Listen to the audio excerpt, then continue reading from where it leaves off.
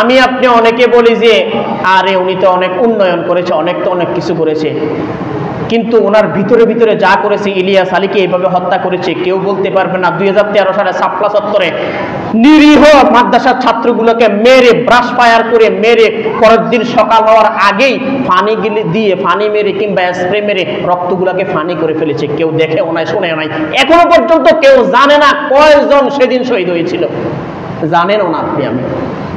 মানুষ বলেছিল আমরা শুধু আওয়াজ শুনেছি, জানলা পর্যন্ত ভয়ে খুলি নাই আমাদের ভবন থেকে, তাদেরকে হেল্প করতে পারি নাই। পরের দিন শুধুমাত্র জুতা পেয়েছে, জুতাগুলা কার? এরপরে পিলখানা হত্যা 2009 সালে, এটা আমাদের চোখের সামনে দেখা, হয়তো ছোট ছিলাম, কারণ তিনি জানে সেনাবাহিনী যদি থাকে তাকে এইভাবে এত জুলুম করার পর, এত গুম খুন করার পর তাকে সরিয়ে দেওয়া হবে। এই জন্য কি করেছিল, শুরুতেই এসে সেনাবাহিনীকে ধ্বংস করে দিয়েছিল। এবং বিডিআর যারা ছিল, বিডিআর নামে যারা ছিল, বাংলাদেশ রাইফেলস নাম ছিল, সেই বিডিআর কেও ধ্বংস করে দেওয়া হয়েছিল। কেননা সেনাবাহিনীর ট্রেনিংটাই বিডিআররা নেওয়া হতো। সে সময় দেখা যেত যে বর্ডারে যখনই কোনো আক্রমণ হামলার শিকার হতো, দেখা যেত যে ইন্ডিয়ার 5 জন মরলে বিডিআর 1 জনও মরতো না, কিংবা 1 জন 2 জন মরতো। এমন ট্রেনিং ছিল।